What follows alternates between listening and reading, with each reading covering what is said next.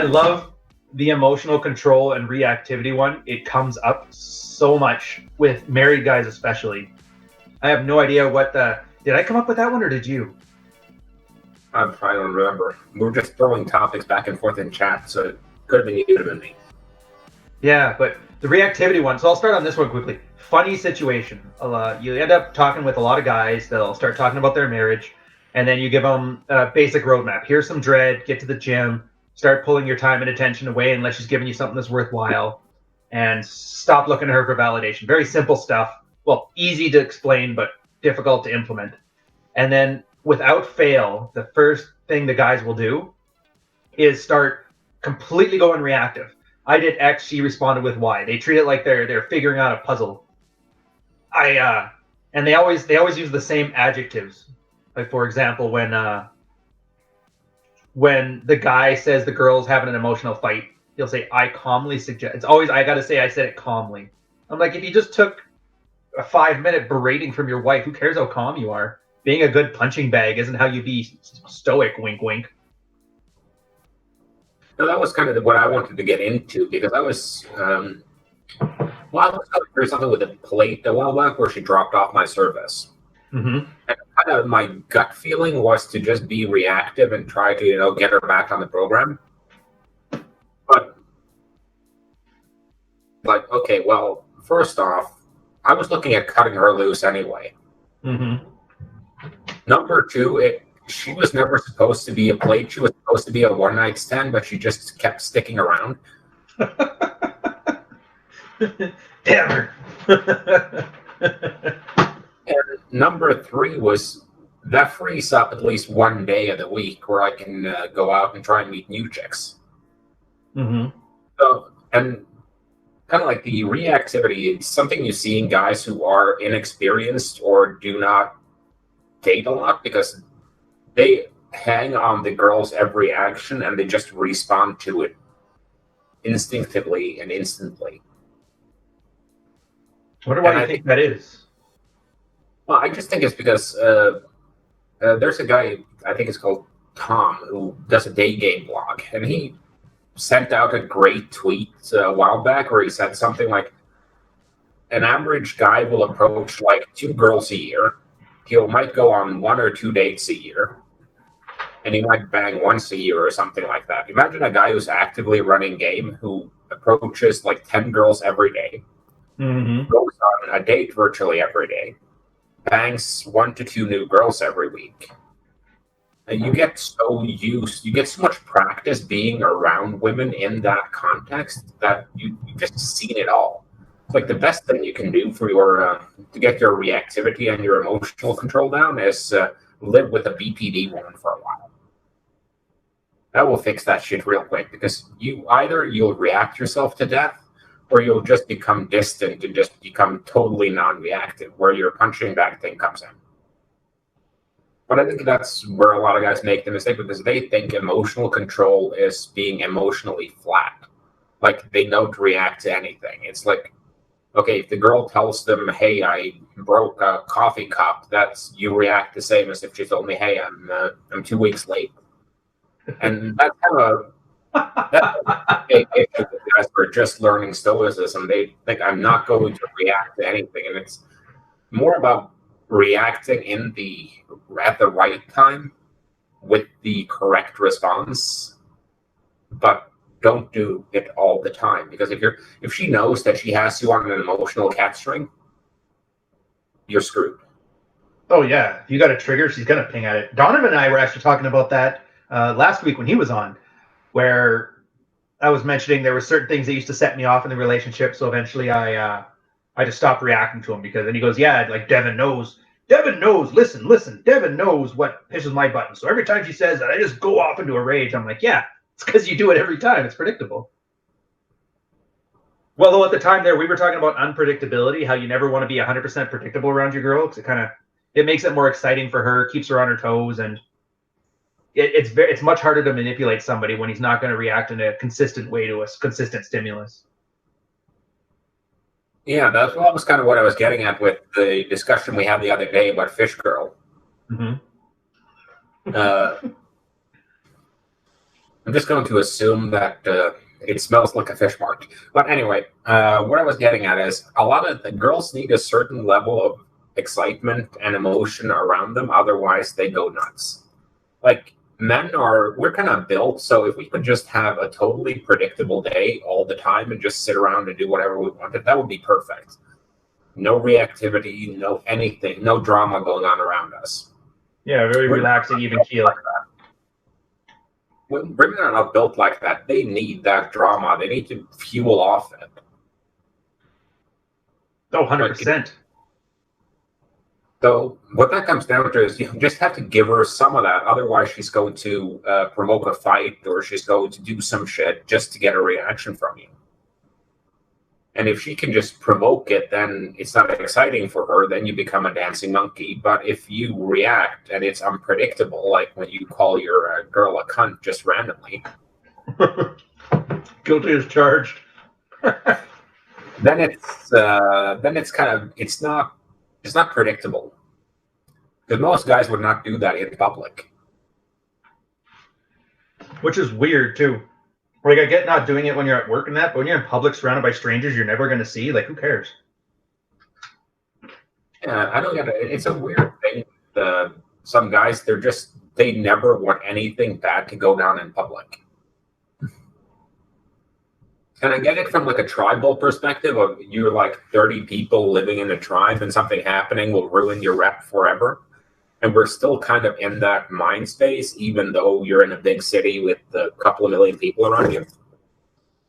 So I kind of get where they're coming from, but you just have to work through it. It's like one of those things. It's like once you figure out that a conscience is just emotions, then you're free to ignore it. And see, I disagree a bit with the tribe of 30 thing there, only because I've been in, like, on a ship. When you're deployed, there's 250 of you, of which you maybe only see 50 people every day. And we had that where people would, at first, the first 3 weeks of like a long sail are always the same. Everybody acts nice and professional. It's like that storming, norming, transforming. Can't remember what that system was called, but so everybody acts all nice, keep things even keel. But then after 3 weeks, it's impossible to keep the facade any longer. And then fights will inevitably happen.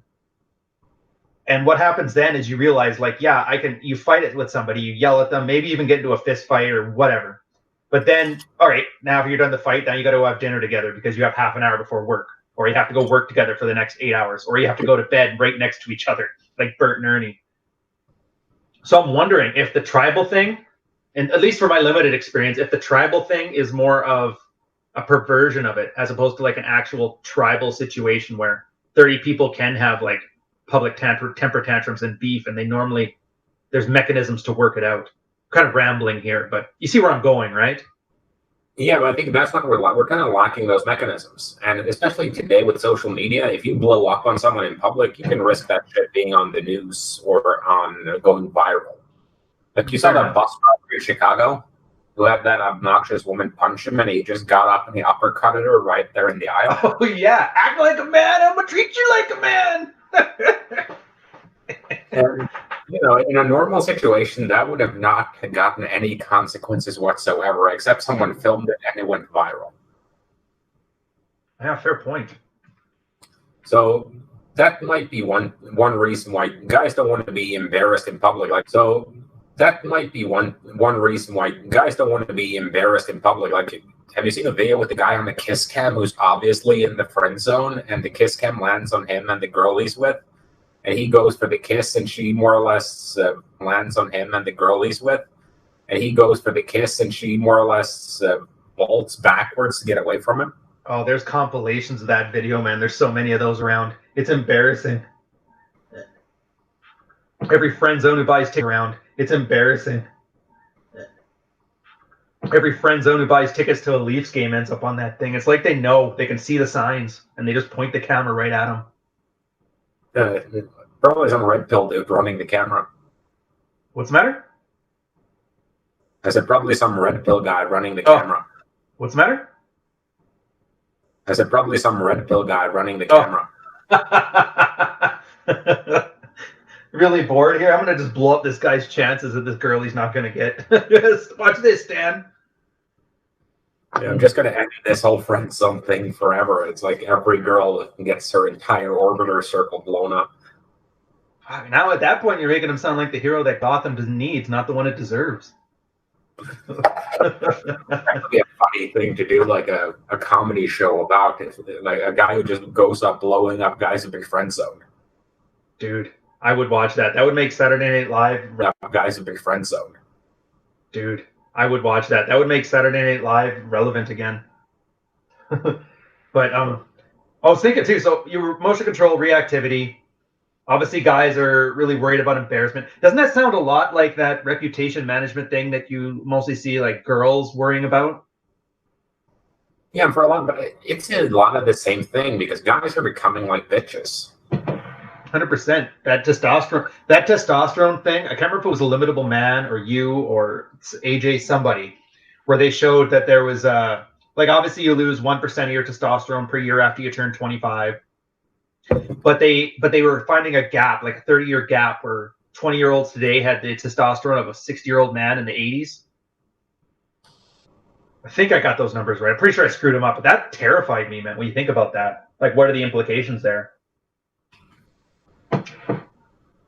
Well, I think it's the testosterone, but I also think it's kind of the social world that we're growing up in because guys are being socialized as women, and most of the times with guys, it's like a friend of mine at one point, and he always brought a girl home, but in terms of quality control, it was a very, very mixed bag. Basically, whatever hit the net. Yeah, more or less. So what he did was, at one point, he brought a girl home, and she was leaving in the morning, and him and I were left in the apartment. And I just turned to him, and I started in the morning, and him and I were left in the apartment. I just turned to him and I started giving him shit about that girl. And he was like, you know what? Fuck it. I was horny. I was drunk. And she was available. And just with that comment, he just made it very clear that, I'm not embarrassed whatsoever. I wanted to get laid. I didn't give a shit who I was sleeping with. I just needed somewhere to put my dick. Yeah, the it's all pink type. Yeah, and at that point, it's somewhere to put my dick. Yeah, the it's all pink type. Yeah, and at that point, you can't make fun of the guy. Oh, yeah, that's the best. He's the best wingman, too, if you get him out, because you think he's covering the grenade, and he thinks you're covering the grenade. I had one of those. My Taekwondo guy, we were jokingly calling each other Ken and Ryu. I had one of those. My Taekwondo guy, we were jokingly calling each other Ken and Ryu when I was in Taekwondo, and that's what he was. Every fat, ugly girl he could find, that's the only ones he went after because it was just easy and not worth the hassle. And he said, oh, and they're very compliant. That was really all he wanted, was just like the simplicity of a girl who thinks she's punching above her weight. It was the most amazing thing I'd ever seen. He was a good-looking guy, too. That's a clever move, though, because at that point, we had that thing going on Twitter too with the guys we're going to talk about next, the pussies and posters. And those are the same guy, by the way. Because what we were going was like the guy who was like, "Oh, I only bang 9s and 10s, and I do it constantly." It's like, okay, unless you're Hugh Hefner and you're living in the Playboy mansion, I doubt that's happening. I like how you made it. You showed the statistics behind why it's impossible, too. You set up your bell curve. You're like, these are where the 9s are, and they're spread on this geographical area. You basically have to fly to a different state every 2 days in order to meet this. Yeah, because there are not a lot of 9s and 10s out there. Most guys are happy with like a 7 or even an 8. 4. I think that kind of comes down to the point where a lot of them around the mean, like the difference between a 5 and a 7 is hair and makeup, more or less. I'd agree with that. But you know me, I think all girls are between 4 and 6 anyway. Everything else is ego investment and fantasy. So that was kind of my stance on it. But it's just there are so many different types of guys who just run around and they invent all this shit, and it's not productive because it doesn't help them move forward. Because we all know the juicy beggar types, like the guys who haven't been laid in a year and a half, and they're like, I only bang 10s. I'm not even getting my dick out if she's under 10. Yeah. Well, clearly he's been doing that to a T. 100% success rate. Never sleeping with anybody but 9s or 10s. His 9 for 10 success rate's at 0, but whatever. At least he's got his principles, right? Yeah, it's just one of those ways where guys use it to protect themselves from actually facing rejection and actually having to orient themselves within reality in the correct way. That's one of the things I loved that Vox wrote about gamma males, that the best thing a gamma can do is go and do some form of martial art that includes sparring. Something that you can't bullshit a failure with. Yeah, because gammas are usually the guys who are extremely confident in themselves. They think themselves as being extremely high value. The reality is that no one else sees them in that way. And that's their fault. It's not the guy's fault. It's always everybody else's fault. Yeah, you see that everywhere. Classical narcissism. And the case with it is just that until they actually fix the gap between what they think they're worth and what the world thinks they're worth, they're never going to be able to interact with anyone. Oh, I agree. But that's the weird thing. It's this odd feedback loop because they have in their mind their narrative. They've made their narrative, and then instead of working to achieve whatever their ideal narrative is, they just defend it with narcissistic rage, which